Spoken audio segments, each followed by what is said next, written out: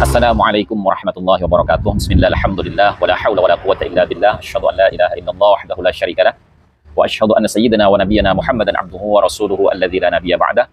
Allahumma shalli ala sayyidina Muhammad wa ala ali sayyidina Muhammad, amma ba'du. Para saudara-saudariku sebangsa setanah air dimanapun kalian berada, para sahabat-sahabatku, para subscriber, para netizen yang budiman, selamat datang kembali di channel Gus Hasan Asy-Syarif Official.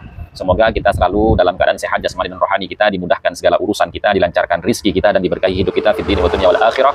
Amin Allahumma amin. Baik teman-teman, pada kesempatan kali ini ya, saya ingin kembali ya menjelaskan sesuai dengan apa yang saya pahami dari beberapa kitab-kitab nasab yang saya pelajari ya, bahwasanya kaidah syuhra istifadhah itu memiliki 4 syarat teman-teman ya. Jadi kalau seumpamanya Ba'alawi itu ya tidak memerlukan adanya verifikasi kitab sezaman yang menjelaskan bahwasanya Ahmad bin Isa itu memiliki anak bernama Abdullah ataupun Ubaidillah selain daripada yang disebutkan oleh kitab-kitab nasab di abad-abad yang sezaman atau mendekati zaman masa hidupnya Ahmad bin Isa, maka tentunya ya kenapa semua para ulama ahli nasab tidak menggunakan kaidah syuhra istifadhah di zaman itu untuk mencatat nasabnya Ba'alawi. Kan begitu teman-teman.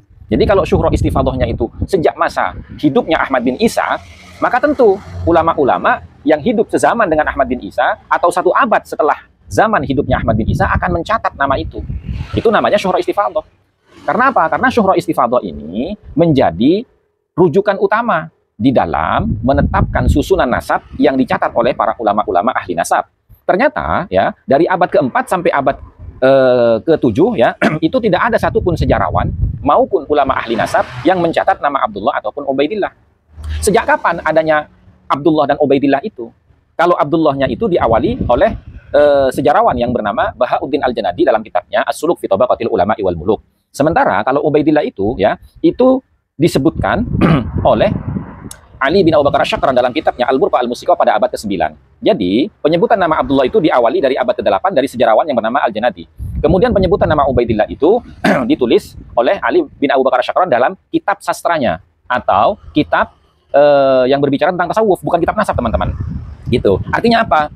Artinya tidak ada syuhra istifadhah di dalam nasabnya Ba'alawi. Tidak ada syuhra istifadhah.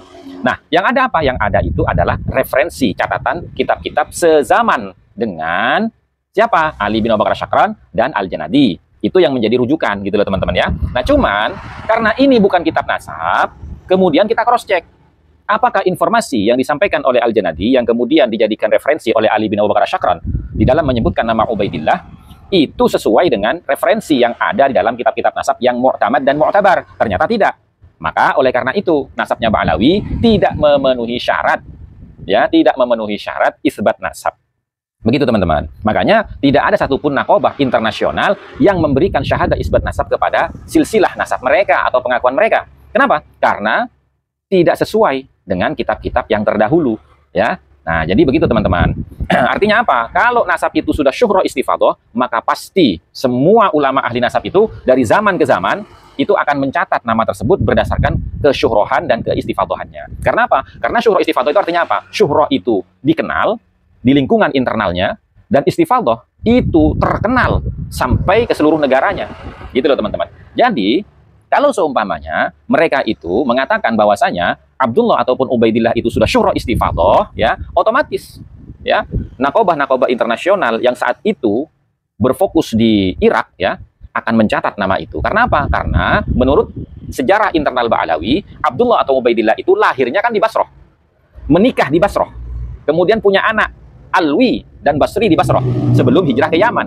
Nah, secara logika teman-teman ya, apa mungkin orang yang lahir di Basrah, orang yang pernah menikah di Basrah, kemudian memiliki anak di Basrah, tidak dikenal oleh ulama-ulama nasab, padahal ulama-ulama nasab di zaman itu semuanya banyak yang berkumpul di Baghdad atau di Basrah. Nah, itu logikanya teman-teman. Mudah-mudahan ini bisa difahami. Wallahul muwaffiq ila aqwamit thoriq wa lakum minkum. Wassalamualaikum warahmatullahi wabarakatuh.